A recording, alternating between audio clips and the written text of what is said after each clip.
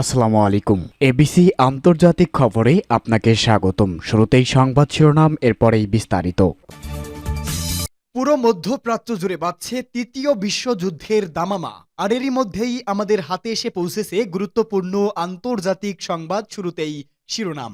নিরাপদ অঞ্চলে আবারও হামলা, গাজার শরণার্থী শিবিরে ইসরায়েলি বাহিনীর হামলায় ৩৪ জন শহীদ। এদিকে ইসরায়েলে ভয়ঙ্কর হামলার প্রস্তুতি নিচ্ছে ইরান, মন্তব্য আয়াতুল্লাহ উজামা খামেনির।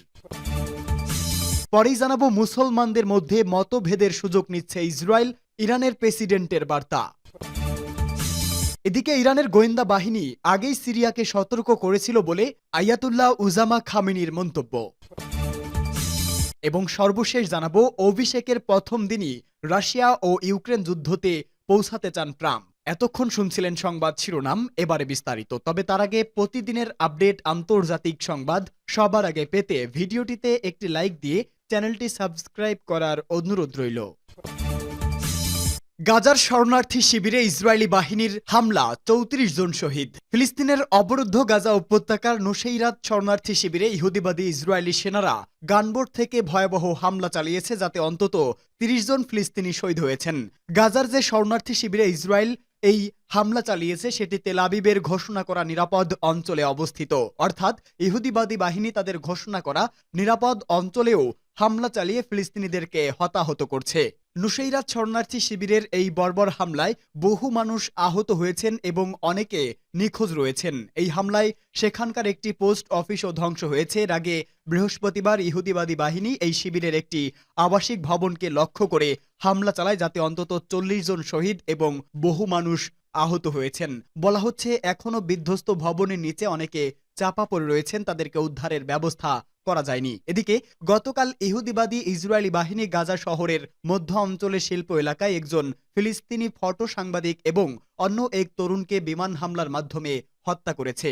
এর পাশাপাশি গাজা শহরের উত্তরাঞ্চলে শেখ রাদওয়ান মহল্লায় বিমান হামলা চালিয়ে আল আকসা বিশ্ববিদ্যালয়ের অধ্যাপক আব্দুস সালাম এবং তার স্ত্রীকে হত্যা করেছে। খান ইউনুস শহরে অন্য এক হামলায় ৩ ব্যক্তি শহীদ হয়েছেন।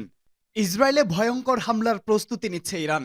ইসরায়েলের বিরুদ্ধে আবারও হামলার হুঁশিয়ারি উচ্চারণ করেছে ইরান। দেশটি ইসরায়েলের বিরুদ্ধে ভয়ঙ্কর হামলার প্রস্তুতি নিচ্ছে। বার্তা সংস্থা রয়টার্সের এক প্রতিবেদনে এই খবর জানানো হয়। ইরানের সংবাদ মাধ্যম তাসনিম নিউজ এজেন্সির এক সাক্ষাৎকারে দেশটির সর্বোচ্চ ধর্মীয় নেতা আয়াতুল্লাহ খামেনির সিনিয়র উপদেষ্টা আলী লারিজানি বলেন, ইসরায়েলের বিরুদ্ধে ভয়ঙ্কর হামলার প্রস্তুতি নিচ্ছেন তারা। সামরিক কর্মকর্তা ইসরায়েলকে জবাব দিতে বিভিন্ন কৌশলের পরিকল্পনা করেছে। এর আগে গত ২৬ অক্টোবর ইরানে ৩ ধাপে সামরিক স্থাপনায় হামলা চালায় ইসরায়েল। মূলত ইরানের ২০০ ক্ষেপণাস্ত্র হামলার পর ইসরায়েলে এই হামলা চালায়। তবে এবার ইসরায়েলের ভূখণ্ডে হামলা চালাতে বদ্ধপরিকর ইরান বলে জানিয়েছে আয়াতুল্লাহ উজামা খামেনি। তিনি বলেছেন, ইসরায়েলের ভূখণ্ডে হামলা চালাতে প্রস্তুত রয়েছে ইরানের লাখো সেনা।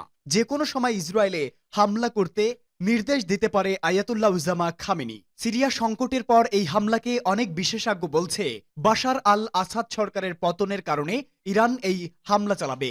অথচ ইরান বলছে ২৬ অক্টোবরে ইসরায়েলের হামলার জবাবে এই হামলা চালাবে ইরান। এই প্রতিশোধমূলক হামলা চালাতে ইসরায়েলের সেনাবাহিনীকে প্রস্তুত থাকতে বলেছে আয়াতুল্লাহ উজামা খামেনি। মুসলমানদের মধ্যে মতভেদের সুযোগ নিচ্ছে ইসরায়েল। মধ্যপ্রাচ্যের দেশগুলো অর্থবিত্ত এবং সামরিক দিক দিয়ে অনেক শক্তিশালী হলেও তাদের মধ্যে কোনো ঐক্য নেই। পারস্পরিক দ্বন্দ্ব এবং অবিশ্বাস সৌদি আরব, ইরান, ইরাক ও তুরস্কের মতো দেশগুলোকে কাছাকাছি আসতে দেয়নি। আর এর সুযোগ নিয়েছে আমেরিকা ও ইসরায়েল সহ পুরো পশ্চিমা বিশ্ব। মুসলিম দেশগুলোর মতভেদের সুযোগ নিয়ে এই অঞ্চলে বিভিন্নভাবে হামলা চালিয়ে যাচ্ছে তারা। ইরাক ও আফগানিস্তানে মার্কিন হামলা থেকে শুরু করে সিরিয়া, লিবিয়া, ইয়েমেন, সুদান ও লেবাননের সংঘাত, ফিলিস্তিনে ইসরায়েলের হামলা এবং লাখ লাখ মানুষের মৃত্যু। মুসলিম দেশগুলোতে এই অশান্তি এবং সংঘাত চলে আসছে শুধু অনৈক্যের কারণে।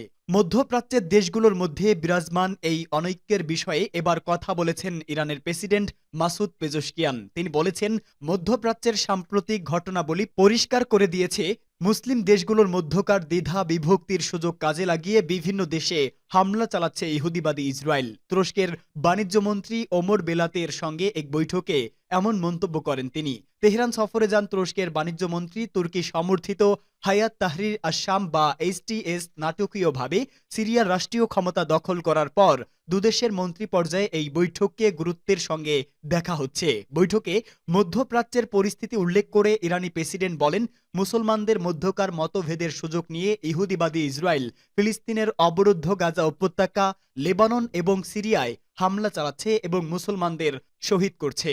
তিনি বলেন, আমরা যদি আমাদের মতপার্থক্য বাদ দিতে পারি তাহলে আমরা অনেক বেশি শক্তিশালী হব এবং সারা বিশ্ব আমাদের সাথে পারস্পরিক শ্রদ্ধা ও সম্মানের ভিত্তিতে যোগাযোগ রাখবে। মুসলমানদের সমস্যাগুলোকে তিনি ভ্রাতৃপ্রতিম আচরণের মাধ্যমে সমাধান এবং শুধু কথায় নয়, প্রকৃতপক্ষেই মুসলিম বিশ্বকে শক্তিশালী করার আহ্বান জানান। ইরানি প্রেসিডেন্ট বলেন, আমাদের প্রয়োজন ঐক্য। যদি মুসলিম দেশগুলো আমাদের বাণিজ্য বাজার থেকে শুরু করে পরিবহন রুট এবং অন্যান্য সম্ভাবনাকে একে অপরের সাথে ভাগাভাগি করে নেয় তাহলে সেটি নিশ্চিতভাবে সমস্ত মুসলিম জাতির জন্য লাভজনক এবং ইহুদিবাদী ইসরায়েল কিংবা অন্যরা মুসলমানদের ব্যাপারে হস্তক্ষেপ করা বা অপরাধমূলক তৎপরতা চালানোর সাহস পাবে না। বৈঠকে ইরানের প্রেসিডেন্ট উল্লেখ করেন, তুর্কি প্রেসিডেন্ট রজব তাইব এরদোয়ানের সাথে যতবারই তারা বৈঠক করেছে ততবার তিনি মুসলিম দেশগুলোর মধ্যে সম্পর্ক বাড়ানোর উপর জোর দিয়েছেন। আমি বিশ্বাস করি মুসলিম দেশগুলোর সম্পর্ক ও যোগাযোগ আরও বাড়ানো উচিত। তিনি বলেন, তুরস্কের সঙ্গে সব ক্ষেত্রে সম্পর্ক উন্নতি করতে ইরান প্রস্তুত রয়েছে। ইরানের গোয়েন্দা বাহিনী আগেই সিরিয়াকে সতর্ক করেছিল।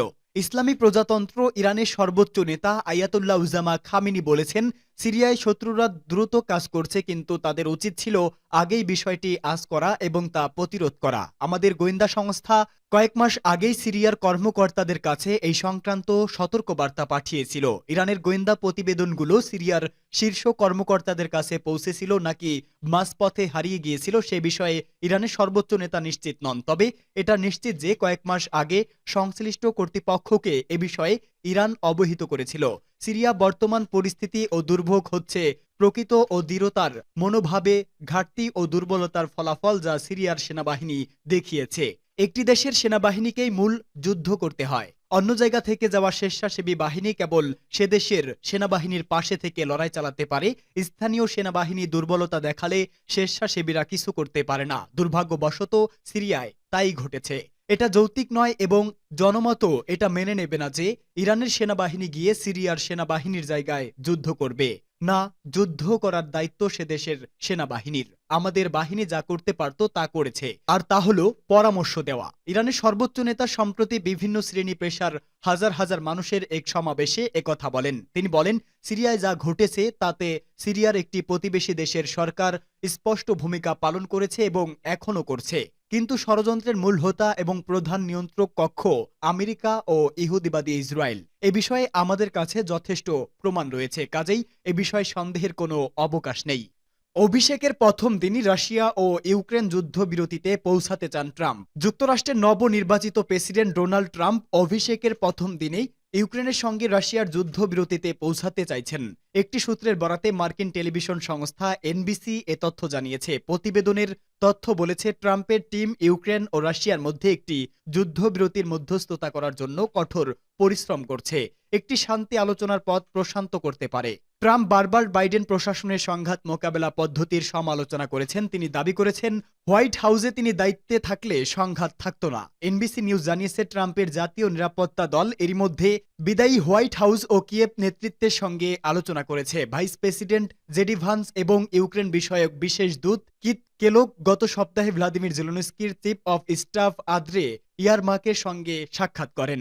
এদিকে বিদায়ী প্রেসিডেন্ট জো বাইডেনের জাতীয় নিরাপত্তা উপদেষ্টা জ্যাক সুলিভান তার সম্ভাব্য উত্তরসূরি মাইক ওয়াল্টেজের সঙ্গে যোগাযোগ করে প্রাসঙ্গিক তথ্য শেয়ার করেছেন বলেও জানিয়েছে NBC। তবে তারা যুদ্ধবিরতি বা সংঘাত অবসানের কৌশল নিয়ে আলোচনা করেননি বলে জানা গেছে। 20 জানুয়ারির অভিষেকের আগে বাইডেনের কোনো কর্মকাণ্ডে ট্রাম্প যাতে বিস্মিত না হন তা নিশ্চিত করতেই এই আলোচনা বলে জানিয়েছে নাম প্রকাশে অনিচ্ছুক এক জ্যেষ্ঠ প্রশাসনিক কর্মকর্তা।